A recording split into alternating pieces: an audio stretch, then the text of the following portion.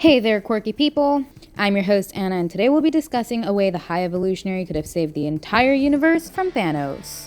The Mad Titan was a villain that many viewers related to. That's why he is counted amongst the best villains of the MCU. With the growing population of his people, Titan suffered a scarcity of resources, and that's what ultimately led to the destruction of his civilization and his planet.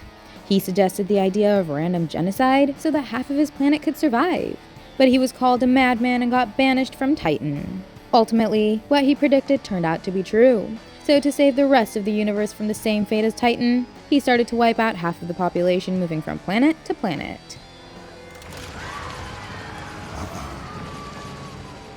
Concentrate. But then, he found a faster way to do that by collecting all 6 Infinity Stones. Fine. I'll do it myself. And he did exactly that. After assembling his Infinity Gauntlet, he snapped his fingers and wiped out half the population of the entire universe. For 5 years, worlds lived with half of their population.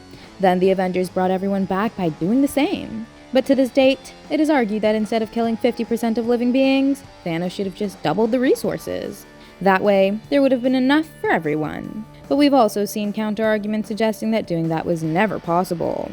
Well, after watching Thor: Love and Thunder and Guardians of the Galaxy Volume 3, I'd say that it was. MCU's Phase 4 and Phase 5 have shown us 2 different ways Thanos could have gone about his business. First, let's talk about the latest way that the High Evolutionary showed us. He created multiple different species in an era where Thanos was trying to wipe half of all living beings. So, in a way, he was sort of anti-Thanos. While Thanos felt relatable to many, the High Evolutionary was the kind of villain that angered everyone. He also joined the list of the greatest MCU villains simply because of his cruelty, which made viewers hate him. And because he was creating more people while Thanos was wiping them out.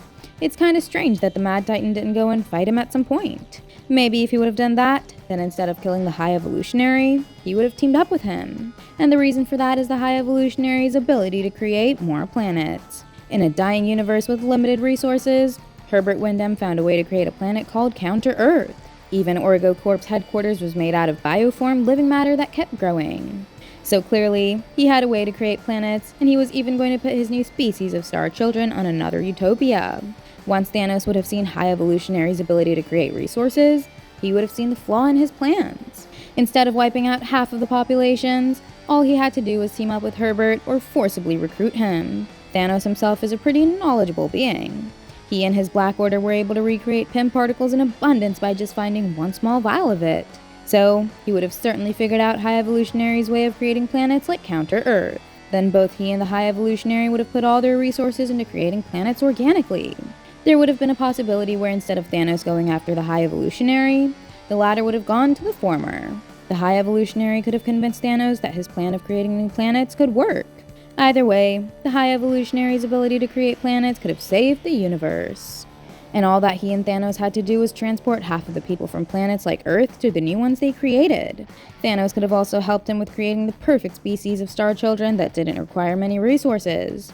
If Thanos was really noble and not blinded by his god-forsaken idea of killing everyone, he would have surely found alternatives. Using the High Evolutionary would have been one long alternative to fulfill his goal. But there was another faster way that he could have used. Doubling the resources may not have been possible with Infinity Stones, but creating new ones would have been possible with Eternity. Apparently, Eternity could grant one wish of the first person who reaches it at the center of the universe. So after Thor: Love and Thunder, many people were left asking why Thanos didn't seek Eternity instead of collecting 6 Infinity Stones.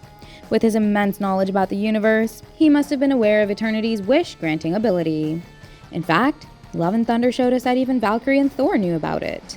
Eternity is a very powerful being at the center of the universe. It will grant the desire of the first person who reaches it. Thor even had the key to reaching Eternity in his hands the entire time. So once again, Thanos could have gone on a quest to reach Eternity by teaming up with Odin on Asgard.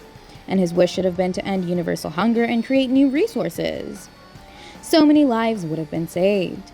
And instead of being called the Madman, Thanos could have become the most benevolent god of the universe. It is possible that Thanos couldn't find out what the key to reaching Eternity was. Or maybe he just could not believe in the legend of Eternity. The same reason could go for Thor and Valkyrie in Endgame, because he should have gone after Eternity as well. They may have tried this out, but they just didn't know about the key to reaching eternity, which was obviously Bifrost. After all, they only found out about the key through Gore. But still, it would take a huge suspension of disbelief from our side to let this one go, because Thor had the key right in his hand. Okay, that's all for now. What did you think of our Thanos and High Evolutionary theory? Let us know in the comments, and don't forget to click on those like and subscribe buttons. Goodbye, and I'll see you in the next one.